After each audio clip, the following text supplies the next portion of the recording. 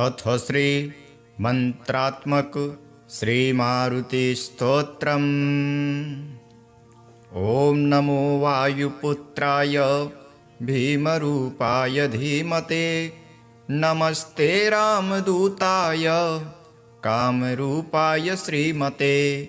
मोहशोकविनाशाय सीताशोकविनाशिने, भग्नाशोकवनायास्तु दग्धलङ्काय वाग्मिने। गतिर्निर्जितवाताय लक्ष्मणप्राणदाय च, वनौकसां वरिष्ठाय वसिने वनवासिने। तत्त्वज्ञानसुधासिन्धु निमग्नाय महीषये, आञ्जनेयाय शूराय सुग्रीवसचिवाय ते। जन्ममृत्युभयङ्नाय सर्वक्लेशहराय च, निदिष्ठाय प्रेतभूत पिशाचभयहारिणे। यातनानाशनायास्तु नमो मर्कटरूपिणे। यक्षराक्षसशार्दूल सर्पवृश्चिकभृभृते, महाबलाय वीराय चिरञ्जीविने उद्धते। हारिणे वज्रदेहाय चोल्लङ्घितमहाब्धये, बलेनामग्रगण्याय नमो नमः पाहि मारुते। लाभदोषी त्वमेवासु हनुमान राक्षसान्तक, यशो जयं च मे देहि शत्रुन्नाशाय नाशय। स्वाश्रितानां भयदं य एवं स्तौति मारुतिं, हानिः कुरो भवेत्तस्य सर्वत्र विजये भवेत्। इति श्री मारुति स्तोत्रम्। अथ श्री आपदुद्धारक हनुमत स्तोत्रम्। ओम अस्य श्री आपदुद्धारक हनुमत स्तोत्र महामन्त्रस्य विभीषण ऋषिः हनुमान देवता सर्वापदुद्धारक श्री हनुमत् प्रसादेन मम सर्वापन्निवृत्तर्थे सर्वकार्यानुकूल्य सिद्धर्थे जपे विनियोगः। ध्यानं वामे करे वैर्भिदं वहन्तं, शैलं परे शृङ्गलहारिटङ्कं। दधानमक्षक्षवियज्ञसूत्रं भजे ज्वलत्कुण्डलमाञ्जनेयं। संवीतकौपेन मुदञ्चिताङ्गुली समुज्ज्वलोन्मोञ्जितथोपवीतिनं। सकुण्डलं लम्बिशिखा समावृतं तमाञ्जनेयं शरणं प्रपद्ये। आपन्नाखिललोकार्ति हारिणे श्रीहनुमते, अकस्मादगतोत्पात नाशनाय नमो नमः। सीतावियुक्त श्रीराम शोकदुःखभयापः, तापत्रितयसंहारिन् आञ्जनेय नमोऽस्तुते। आधिव्याधिमहामारी ग्रहपीडापहारिणे, प्राणापहत्रे दैत्यानां रामप्राणात्मने नमः। संसारसागरावर्त कर्तव्यभ्रान्तचेतसां, शरणागतमर्त्यानां शरण्याय नमोऽस्तुते। वज्रदेहाय कालाग्नि रुद्रायामिततेजसे, ब्रह्मास्त्रस्तम्भनायास्मै नमः श्रीरुद्रमूर्तये। रामेष्टं करुणापूर्णं हनुमन्तं भयापहं, शत्रुनाशकरं भीमं सर्वाभीष्टप्रदायकं। कारागृहे प्रयाणे वा संग्रामे शत्रुसङ्कटे, जले स्थले तथाकाशे वाहनेषु चतुष्पथे। गजसिंह महाव्याघ्र चोरभीषणकानने, ये स्मरन्ति हनुमन्तं तेषां नास्ति विपत् क्वचित्। सर्ववानरमुख्यानां प्राणभूतात्मने नमः। शरण्याय वरेण्याय वायुपुत्राय ते नमः। प्रदोषे वा प्रभाते वा ये स्मरन्त्यञ्जनासुतम् अर्थसिद्धिं जयं कीर्तिं प्राप्नुवन्ति न संशयः। जपत्वा स्तोत्रमिदं मन्त्रं प्रतिवारं पठेन्नरः राजस्थाने सभास्थाने प्राप्ते वादे लभिञ्जयं विभीषणकृतं स्तोत्रं यः पठेत् प्रयतो नरः सर्वापद्यो विमुच्येत नात्र कार्या विचारणा। अथ मंत्र मर्कटेश महोत्साह सर्वशोक निवारक शत्रुं संहर मां रक्ष श्रियं दापय भो हरे। इति श्री विभीषण कृतं सर्वापदुद्धारक श्री हनुमत् स्तोत्रम्। अथ श्री आंजनेय मंगलाष्टकम्। गौरी शिव वायुवराय अंजनिकेसरी सुताय च अग्निपञ्चकजाताय आंजनेयाय मंगलम्।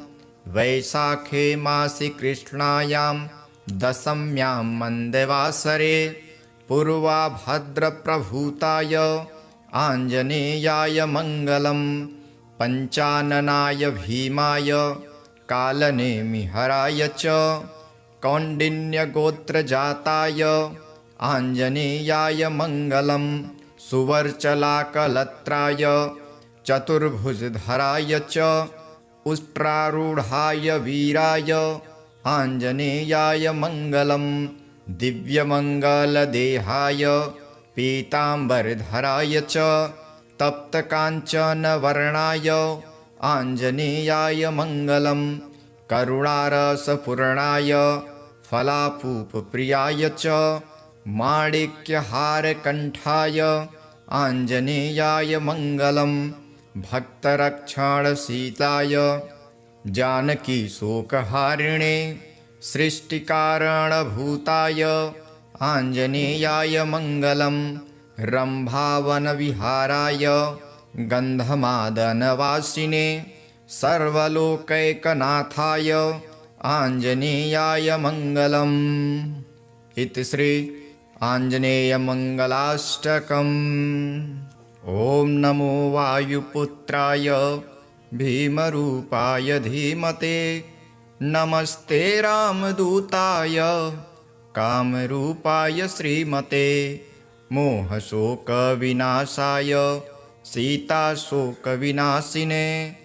भग्नाशोकवनायास्तु दग्धलङ्काय वाग्मिने गतिर्निर्जितवाताय लक्ष्मणप्राणदाय च वनौकसां वरिष्ठाय वसिने वनवासिने तत्त्वज्ञानसुधासिन्धु निमग्नाय महीषये आंजनेयाय शूराय सुग्रीवसचिवाय ते जन्ममृत्युभयङ्नाय सर्वक्लेशहराय च नेदिष्ठाय प्रेतभूत पिशाचभयहारिणे यातनानाशनायास्तु नमो मर्कटरूपिणे यक्षराक्षसशार्दूल सर्पवृश्चिकभृभृते महाबलाय वीराय चिरञ्जीविने उद्धते हारिणे वज्रदेहाय चोल्लङ्घितमहाब्धये बले नामग्रगण्याय नमो नमः पाहि मारुते लाभदोषी त्वमेवासु हनुमान राक्षसान्तक यशो जयं च मे देहि शत्रुन्नाशाय नाशय स्वाश्रितानां भयदं य एवं स्तोति मारुतिं हानिः कुरो भवेत्तस्य सर्वत्र विजये भवेत्। इति श्री मारुतिस्तोत्रम्। अथ श्री आपदुद्धारक हनुमत् स्तोत्रम्। ओम अस्य श्री आपदुद्धारक हनुमत् स्तोत्र महामन्त्रस्य विभीषण ऋषिः हनुमान देवता सर्वापदुद्धारक श्री हनुमत् प्रसादेन मम सर्वापन्निवृत्तर्थे सर्वकार्यानुकूल्य सिद्धर्थे जपे विनियोगः। ध्यानं वामे करे वैर्भिदं वहन्तं शैलं परे शृङ्गलहारिटङ्कं दधानमक्षक्षवियज्ञसूत्रं भजे ज्वलत्कुण्डलमाञ्जनेयं संवीतकौपेन मुदञ्चिताङ्गुली समुज्ज्वलोन्मोञ्जितथोपवीतिनं सकुण्डलं लम्बिशिखा समावृतं तमाञ्जनेयं शरणं प्रपद्ये। आपन्नाखिललोकार्ति हारिणे श्रीहनुमते अकस्मादगतोत्पात नाशनाय नमो नमः। सीतावियुक्त श्रीराम शोकदुःखभयापः तापत्रितयसंहारिन् आञ्जनेय नमोऽस्तुते। आधिव्याधिमहामारी ग्रहपीडापहारिणे प्राणापहत्रे दैत्यानां रामप्राणात्मने नमः। संसारसागरावर्त कर्तव्यभ्रान्तचेतसां शरणागतमर्त्यानां शरण्याय नमोऽस्तुते। वज्रदेहाय कालाग्नि रुद्रायामिततेजसे ब्रह्मास्त्रस्तम्भनायास्मै नमः श्रीरुद्रमूर्तये। रामेष्टं करुणापूर्णं हनुमन्तं भयापहं शत्रुनाशकरं भीमं सर्वाभीष्टप्रदायकं। कारागृहे प्रयाणे वा संग्रामे शत्रुसङ्कटे जले स्थले तथाकाशे वाहनेषु चतुष्पथे गजसिंह महाव्याघ्र चोरभीषणकानने ये स्मरन्ति हनुमन्तं तेषां नास्ति विपत् क्वचित्। सर्ववानरमुख्यानां प्राणभूतात्मने नमः। शरण्याय वरेण्याय वायुपुत्राय ते नमः। प्रदोषे वा प्रभाते वा ये स्मरन्त्यञ्जनासुतम् अर्थसिद्धिं जयं कीर्तिं प्राप्नुवन्ति न संशयः। जपत्वा स्तोत्रमिदं मन्त्रं प्रतिवारं पठेन्नरः राजस्थाने सभास्थाने प्राप्ते वादे लभिञ्जयं। विभीषणकृतं स्तोत्रं यः पठेत् प्रयतो नरः सर्वापद्यो विमुच्येत नात्र कार्या विचारणा। अथ मन्त्र मर्कटेश महोत्साह सर्वशोकनिवारक शत्रुं संहर मां रक्ष श्रियं दापय भो हरे। इति श्री विभीषणकृतं सर्वापदुद्धारक श्री हनुमत् स्तोत्रम्। अथ श्री आञ्जनेय मङ्गलाष्टकम्। गौरी शिववायुवराय अञ्जनिकेसरिसुताय च अग्निपञ्चकजाताय आञ्जनेयाय मङ्गलं।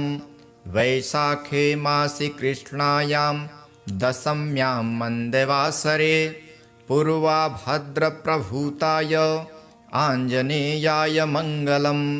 पञ्चाननाय भीमाय कालनेमिहराय च कौण्डिन्यगोत्रजाताय आञ्जनेयाय मङ्गलं।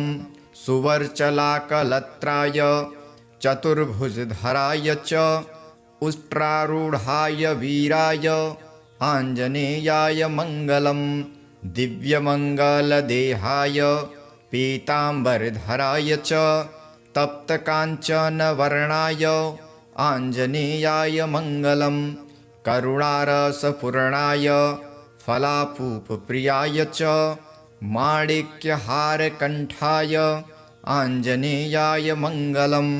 भक्तरक्षणशीलाय जानकीशोकहारिणे सृष्टिकारणभूताय आञ्जनेयाय मङ्गलं।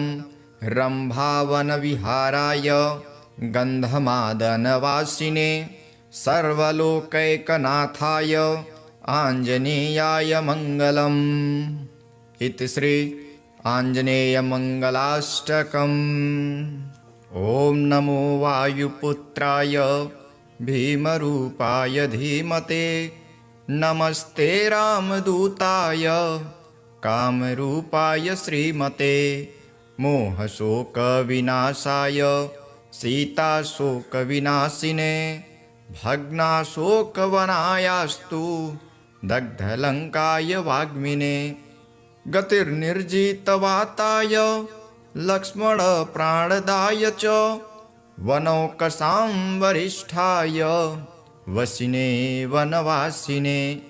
तत्त्वज्ञानसुधासिन्धु निमग्नाय महीषये, आञ्जनेयाय शूराय सुग्रीवसचिवाय ते।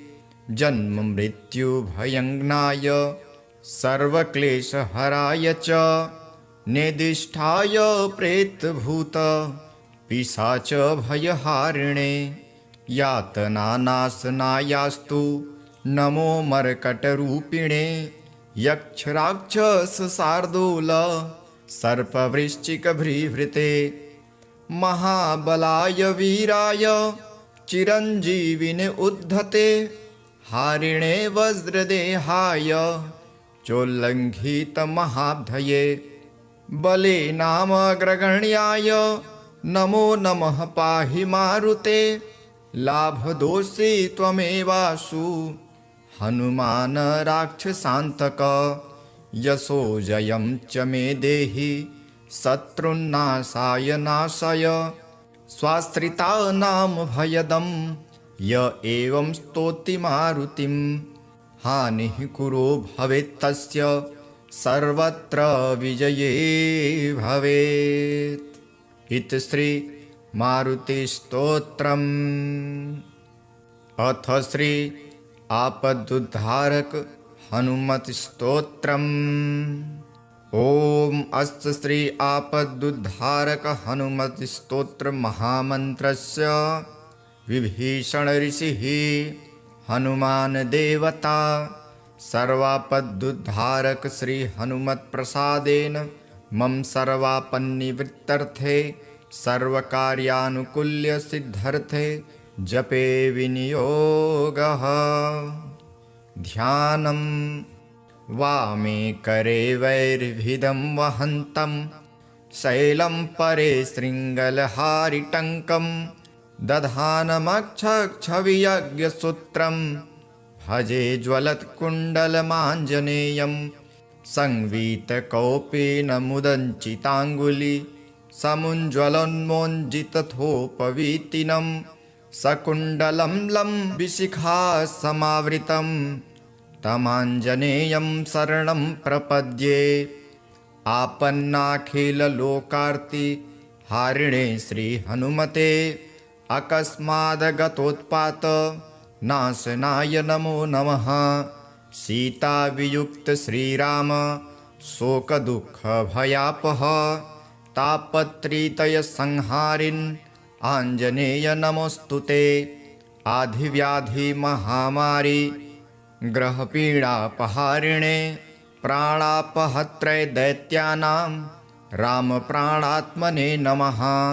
संसारसागरावर्त कर्तव्यभ्रान्तचेतसां, शरणागतमर्त्यानां शरण्याय नमोऽस्तुते। वज्रदेहाय कालाग्नि रुद्रायामिततेजसे, ब्रह्मास्त्रस्तम्भनायास्मै नमः श्रीरुद्रमूर्तये। रामेष्टं करुणापूर्णं हनुमन्तं भयापहं, शत्रुनाशकरं भीमं सर्वाभीष्टप्रदायकं। कारागृहे प्रयाणे वा संग्रामे शत्रुसङ्कटे, जले स्थले तथाकाशे वाहनेषु चतुष्पथे।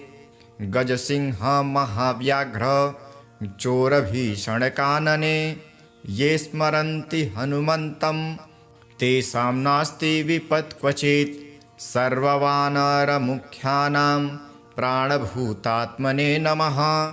शरण्याय वरेण्याय वायुपुत्राय ते नमः। प्रदोषे वा प्रभाते वा ये स्मरन्त्यञ्जनासुतम् अर्थसिद्धिं जयं कीर्तिं प्राप्नुवन्ति न संशयः। जपत्वा स्तोत्रमिदं मन्त्रं प्रतिवारं पठेन्नरः राजस्थाने सभास्थाने प्राप्ते वादे लभिञ्जयं। विभीषणकृतं स्तोत्रं यः पठेत् प्रयतो नरः सर्वापद्यो विमुच्येत नात्र कार्या विचारणा। अथ मन्त्र मर्कटेश महोत्साह सर्वशोकनिवारक शत्रुं संहर मां रक्ष श्रियं दापय भो हरे। इति श्री विभीषणकृतं सर्वापदुद्धारक श्री हनुमत् स्तोत्रम्। अथ श्री आञ्जनेय मंगलाष्टकम्। गौरी शिववायुवराय अञ्जनिकेसरिसुताय च अग्निपञ्चकजाताय आञ्जनेयाय मङ्गलं। वैशाखे मासि कृष्णायां दशम्यां मन्दवासरे पूर्वाभद्रप्रभूताय आञ्जनेयाय मङ्गलं। पञ्चाननाय भीमाय कालनेमिहराय च कौण्डिन्यगोत्रजाताय आञ्जनेयाय मङ्गलं। सुवर्चलाकलत्राय चतुर्भुजधराय च उष्ट्रारूढाय वीराय आञ्जनेयाय मङ्गलं। दिव्यमङ्गलदेहाय पीताम्बरधराय च तप्तकाञ्चनवर्णाय आञ्जनेयाय मङ्गलं। करुणारसपूर्णाय फलापूपप्रियाय च माणिक्यहारकण्ठाय आञ्जनेयाय मङ्गलं। भक्तरक्षणशीलाय जानकीशोकहारिणे सृष्टिकारणभूताय आञ्जनेयाय मङ्गलं। रम्भावनविहाराय गन्धमादनवासिने सर्वलोकैकनाथाय आञ्जनेयाय मङ्गलम्। इति श्री आञ्जनेयमङ्गलाष्टकम्। ॐ नमो वायुपुत्राय भीमरूपाय धीमते नमस्ते रामदूताय कामरूपाय श्रीमते। मोहशोकविनाशाय सीताशोकविनाशिने भग्नाशोकवनायास्तु दग्धलङ्काय वाग्मिने। गतिर्निर्जितवाताय लक्ष्मणप्राणदाय च वनौकसां वरिष्ठाय वसिने वनवासिने। तत्त्वज्ञानसुधासिन्धु निमग्नाय महीषये आञ्जनेयाय शूराय सुग्रीवसचिवाय ते। जन्ममृत्युभयङ्नाय सर्वक्लेशहराय च निदिष्ठाय प्रेतभूत पिशाचभयहारिणे। यातनानाशनायास्तु नमो मर्कटरूपिणे। यक्षराक्षसशार्दूल सर्पवृश्चिकभृभृते। महाबलाय वीराय चिरञ्जीविने उद्धते। हारिणे वज्रदेहाय चोल्लङ्घितमहाब्धये। बले नामग्रगण्याय नमो नमः पाहि मारुते। लाभदोषी त्वमेवासु हनुमान राक्षसान्तक। यशो जयं च मे देहि शत्रुन्नाशाय नाशय। स्वाश्रितानां भयदं य एवं स्तौति मारुतिं। हानिः कुरो भवेत्तस्य सर्वत्र विजये भवेत्। इति श्री मारुतिस्तोत्रम्। अथ श्री आपदुद्धारक हनुमत् स्तोत्रम्। ॐ अस्य श्री आपदुद्धारक हनुमत् स्तोत्र महामन्त्रस्य विभीषण ऋषिः हनुमान देवता सर्वापदुद्धारक श्री हनुमत् प्रसादेन मम सर्वापन्निवृत्तर्थे सर्वकार्यानुकूल्य सिद्धर्थे जपे विनियोगः। ध्यानं वामे करे वैर्भिदं वहन्तं शैलं परे शृङ्गलहारिटङ्कं दधानमक्षक्षवियज्ञसूत्रं भजे ज्वलत्कुण्डलमाञ्जनेयं संवीतकौपेन मुदञ्चिताङ्गुली समुज्ज्वलोन्मोञ्जितथोपवीतिनं सकुण्डलं लम्बिशिखा समावृतं तमाञ्जनेयं शरणं प्रपद्ये। आपन्नाखिललोकार्ति हारिणे श्रीहनुमते अकस्मादगतोत्पात नाशनाय नमो नमः। सीतावियुक्त श्रीराम शोकदुःखभयापः तापत्रितयसंहारिन् आञ्जनेय नमोऽस्तुते। आधिव्याधिमहामारी ग्रहपीडापहारिणे प्राणापहत्रे दैत्यानां रामप्राणात्मने नमः। संसारसागरावर्त कर्तव्यभ्रान्तचेतसां शरणागतमर्त्यानां शरण्याय नमोऽस्तुते। वज्रदेहाय कालाग्नि रुद्रायामिततेजसे ब्रह्मास्त्रस्तम्भनायास्मै नमः श्रीरुद्रमूर्तये। रामेष्टं करुणापूर्णं हनुमन्तं भयापहं शत्रुनाशकरं भीमं सर्वाभीष्टप्रदायकं। कारागृहे प्रयाणे वा संग्रामे शत्रुसङ्कटे जले स्थले तथाकाशे वाहनेषु चतुष्पथे गजसिंह महाव्याघ्र चोरभीषणकानने ये स्मरन्ति हनुमन्तं तेषां नास्ति विपत् क्वचित्। सर्ववानरमुख्यानां प्राणभूतात्मने नमः। शरण्याय वरेण्याय वायुपुत्राय ते नमः।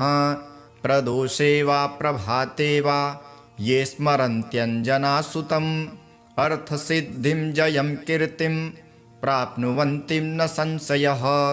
जपत्वा स्तोत्रमिदं मन्त्रं प्रतिवारं पठेन्नरः राजस्थाने सभास्थाने प्राप्ते वादे लभिञ्जयं। विभीषणकृतं स्तोत्रं यः पठेत् प्रयतो नरः सर्वापद्यो विमुच्येत नात्र कार्या विचारणा। अथ मन्त्र मर्कटेश महोत्साह सर्वशोकनिवारक शत्रुं संहर मां रक्ष श्रियं दापय भो हरे। इति श्री विभीषणकृतं सर्वापदुद्धारक श्री हनुमत् स्तोत्रम्। अथ श्री आञ्जनेय मङ्गलाष्टकम्। गौरी शिववायुवराय अञ्जनिकेसरिसुताय च अग्निपञ्चकजाताय आञ्जनेयाय मङ्गलं। वैशाखे मासि कृष्णायां दशम्यां मन्दवासरे पूर्वाभद्रप्रभूताय आञ्जनेयाय मङ्गलं। पञ्चाननाय भीमाय कालनेमिहराय च कौण्डिन्यगोत्रजाताय आञ्जनेयाय मङ्गलं। सुवर्चलाकलत्राय चतुर्भुजधराय च उष्ट्रारूढाय वीराय आञ्जनेयाय मङ्गलं। दिव्यमङ्गलदेहाय पीताम्बरधराय च तप्तकाञ्चनवर्णाय आञ्जनेयाय मङ्गलं। करुणारसपूर्णाय फलापूपप्रियाय च माणिक्यहारकण्ठाय आञ्जनेयाय मङ्गलं। भक्तरक्षणशीलाय जानकीशोकहारिणे सृष्टिकारणभूताय आञ्जनेयाय मङ्गलं। रम्भावनविहाराय गन्धमादनवासिने सर्वलोकैकनाथाय आञ्जनेयाय मङ्गलम्। इति श्री आञ्जनेयमङ्गलाष्टकम्। ॐ नमो वायुपुत्राय भीमरूपाय धीमते, नमस्ते रामदूताय कामरूपाय श्रीमते। मोहशोकविनाशाय सीताशोकविनाशिने, भग्नाशोकवनायास्तु दग्धलङ्काय वाग्मिने। गतिर्निर्जितवाताय लक्ष्मणप्राणदाय च, वनौकसां वरिष्ठाय वसिने वनवासिने। तत्त्वज्ञानसुधासिन्धु निमग्नाय महीषये, आञ्जनेयाय शूराय सुग्रीवसचिवाय ते। जन्ममृत्युभयङ्नाय सर्वक्लेशहराय च, निदिष्ठाय प्रेतभूत पिशाचभयहारिणे। यातनानाशनायास्तु नमो मर्कटरूपिणे।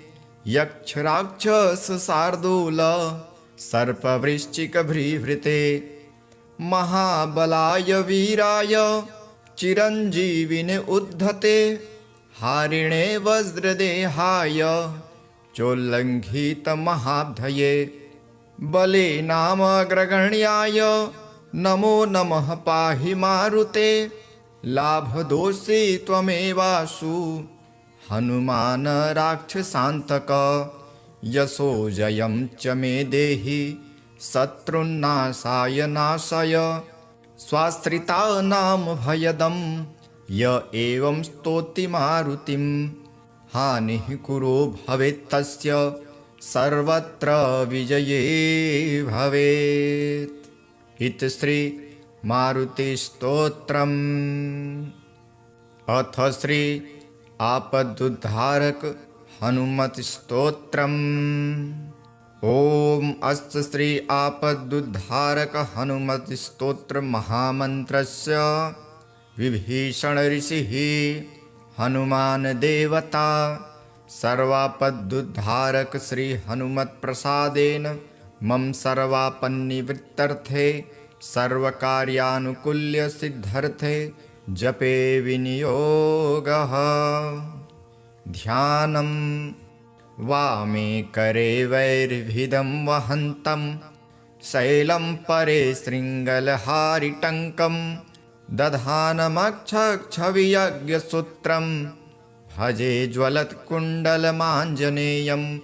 संवीतकौपेन मुदञ्चिताङ्गुली समुज्ज्वलोन्मोञ्जितथोपवीतिनं। सकुण्डलं लम्बिशिखा समावृतं तमाञ्जनेयं शरणं प्रपद्ये। आपन्नाखिललोकार्ति हारिणे श्रीहनुमते, अकस्मादगतोत्पात नाशनाय नमो नमः। सीतावियुक्त श्रीराम शोकदुःखभयापः, तापत्रितयसंहारिन् आञ्जनेय नमोऽस्तुते। आधिव्याधिमहामारी ग्रहपीडापहारिणे, प्राणापहत्रे दैत्यानां रामप्राणात्मने नमः। संसारसागरावर्त कर्तव्यभ्रान्तचेतसां, शरणागतमर्त्यानां शरण्याय नमोऽस्तुते। वज्रदेहाय कालाग्नि रुद्रायामिततेजसे, ब्रह्मास्त्रस्तम्भनायास्मै नमः श्रीरुद्रमूर्तये। रामेष्टं करुणापूर्णं हनुमन्तं भयापहं, शत्रुनाशकरं भीमं सर्वाभीष्टप्रदायकं। कारागृहे प्रयाणे वा सङ्ग्रामे शत्रुसङ्कटे, जले स्थले तथाकाशे वाहनेषु चतुष्पथे। गजसिंह महाव्याघ्र चोरभीषणकानने, ये स्मरन्ति हनुमन्तं तेषां नास्ति विपत् क्वचित्। सर्ववानरमुख्यानां प्राणभूतात्मने नमः। शरण्याय वरेण्याय वायुपुत्राय ते नमः। प्रदोषे वा प्रभाते वा ये स्मरन्त्यञ्जनासुतम् अर्थसिद्धिं जयं कीर्तिं प्राप्नुवन्ति न संशयः। जपत्वा स्तोत्रमिदं मन्त्रं प्रतिवारं पठेन्नरः राजस्थाने सभास्थाने प्राप्ते वादे लभिञ्जयं। विभीषणकृतं स्तोत्रं यः पठेत् प्रयतो नरः सर्वापद्यो विमुच्येत नात्र कार्या विचारणा। अथ मन्त्र मर्कटेश महोत्साह सर्वशोकनिवारक शत्रुं संहर मां रक्ष श्रियं दापय भो हरे। इति श्री विभीषणकृतं सर्वापदुद्धारक श्री हनुमत् स्तोत्रम्। अथ श्री आञ्जनेय मंगलाष्टकम्। गौरी शिववायुवराय अंजनिकेसरी सुताय च अग्निपञ्चकजाताय आञ्जनेयाय मङ्गलम्। वैशाखे मासि कृष्णायां दशम्यां मन्दवासरे पूर्वाभद्रप्रभूताय आञ्जनेयाय मङ्गलम्। पञ्चाननाय भीमाय कालनेमिहराय च कौण्डिन्यगोत्रजाताय आञ्जनेयाय मङ्गलम्। सुवर्चलाकलत्राय चतुर्भुजधराय च उष्ट्रारूढाय वीराय आञ्जनेयाय मङ्गलम्। दिव्यमङ्गलदेहाय पीताम्बरधराय च तप्तकाञ्चनवर्णाय आञ्जनेयाय मङ्गलम्। करुणारसपूर्णाय फलापूपप्रियाय च माणिक्यहारकण्ठाय आञ्जनेयाय मङ्गलम्।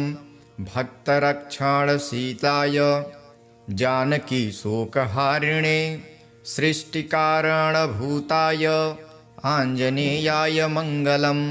रम्भावनविहाराय गन्धमादनवासिने सर्वलोकैकनाथाय आञ्जनेयाय मङ्गलम्।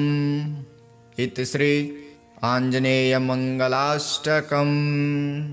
ॐ नमो वायुपुत्राय भीमरूपाय धीमते नमस्ते रामदूताय कामरूपाय श्रीमते। मोहशोकविनाशाय सीताशोकविनाशिने भग्नाशोकवनायास्तु दग्धलङ्काय वाग्मिने। गतिर्निर्जितवाताय लक्ष्मणप्राणदाय च वनौकसां वरिष्ठाय वसिने वनवासिने। तत्त्वज्ञानसुधासिन्धु निमग्नाय महीषये आञ्जनेयाय शूराय सुग्रीवसचिवाय ते। जन्ममृत्युभयङ्नाय सर्वक्लेशहराय च नेदिष्ठाय प्रेतभूत पिशाचभयहारिणे। यातनानाशनायास्तु नमो मर्कटरूपिणे। यक्षराक्षसशार्दूल सर्पवृश्चिकभृभृते। महाबलाय वीराय चिरञ्जीविने उद्धते हारिणे वज्रदेहाय चोल्लङ्घितमहाब्धये। बले नामग्रगण्याय नमो नमः पाहि मारुते। लाभदोषी त्वमेवासु हनुमान राक्षसान्तक। यशो जयं च मे देहि शत्रुन्नाशाय नाशय। स्वाश्रितानां भयदं य एवं स्तौति मारुतिं। हानिः कुरो भवेत्तस्य सर्वत्र विजये भवेत्। इति श्री मारुतिस्तोत्रम्। अथ श्री आपदुद्धारक हनुमत् स्तोत्रम्। ॐ अस्य श्री आपदुद्धारक हनुमत् स्तोत्र महामन्त्रस्य विभीषण ऋषिः हनुमान देवता सर्वापदुद्धारक श्री हनुमत् प्रसादेन मम सर्वापन्निवृत्तर्थे सर्वकार्यानुकूल्य सिद्धर्थे जपे विनियोगः।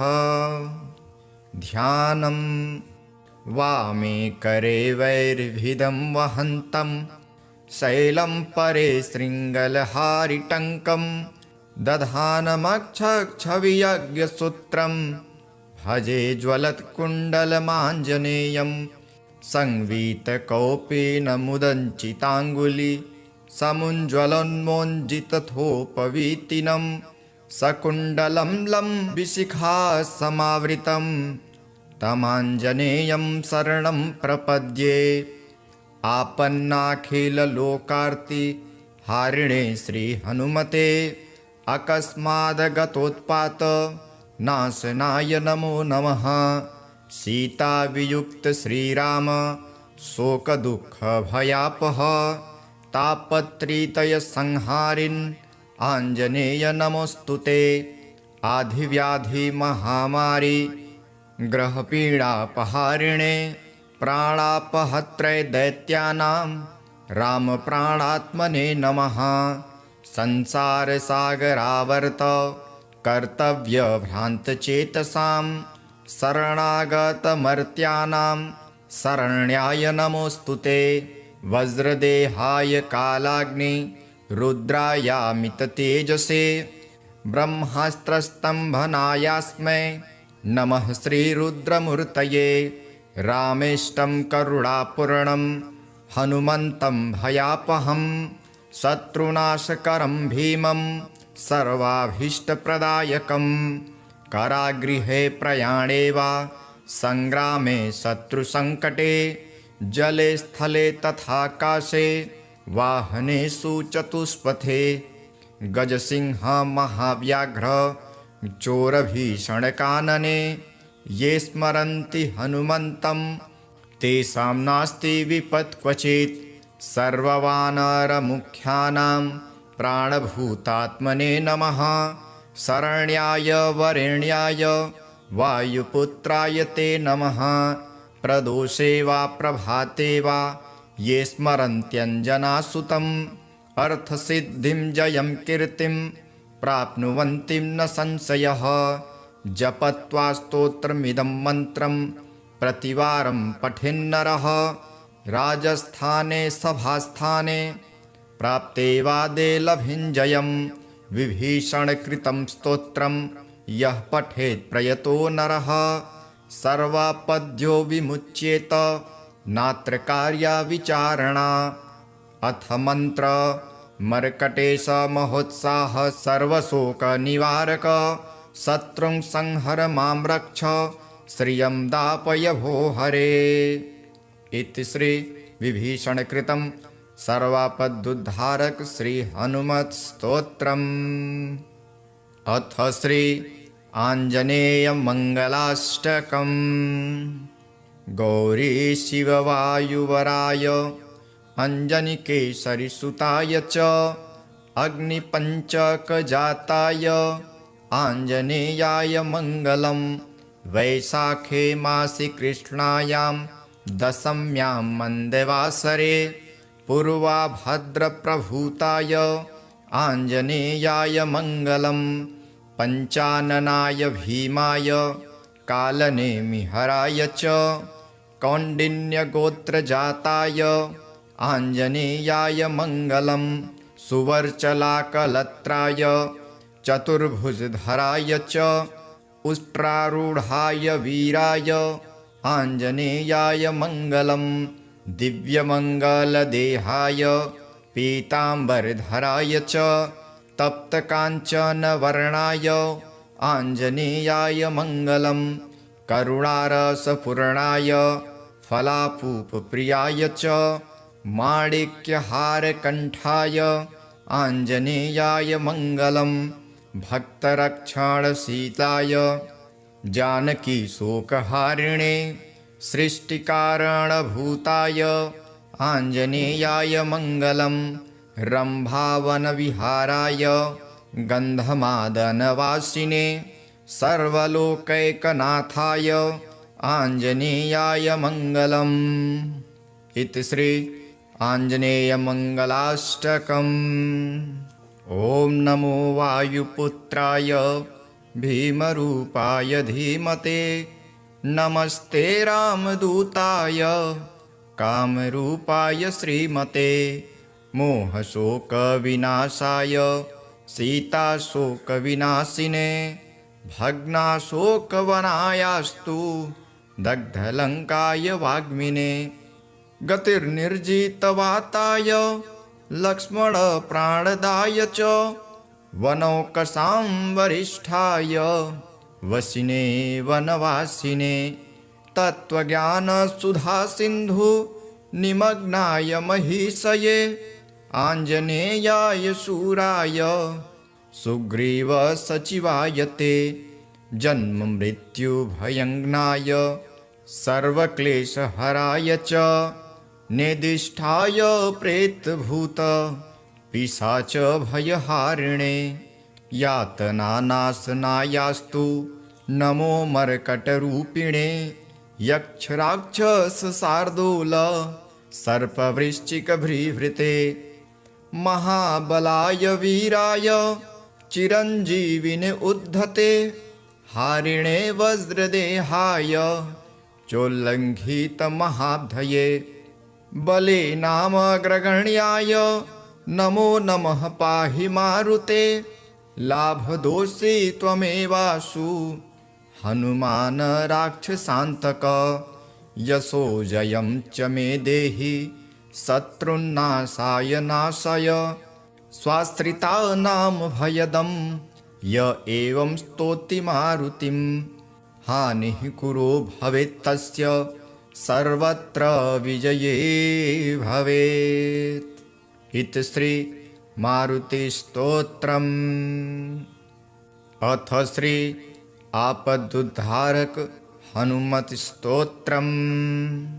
ॐ अस्य श्री आपदुद्धारक हनुमत्स्तोत्र महामन्त्रस्य विभीषण ऋषिः हनुमान देवता सर्वापदुद्धारक श्री हनुमत्प्रसादेन मम सर्वापन्निवृत्तर्थे सर्वकार्यानुकूल्य सिद्धर्थे जपे विनियोगः।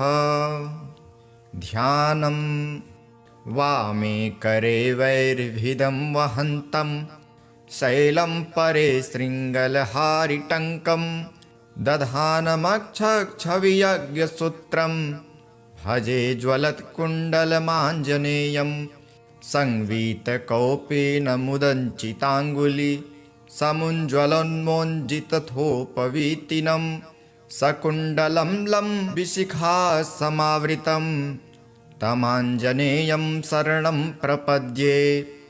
आपन्नाखिललोकार्ति हारिणे श्रीहनुमते अकस्मादगतोत्पात नाशनाय नमो नमः।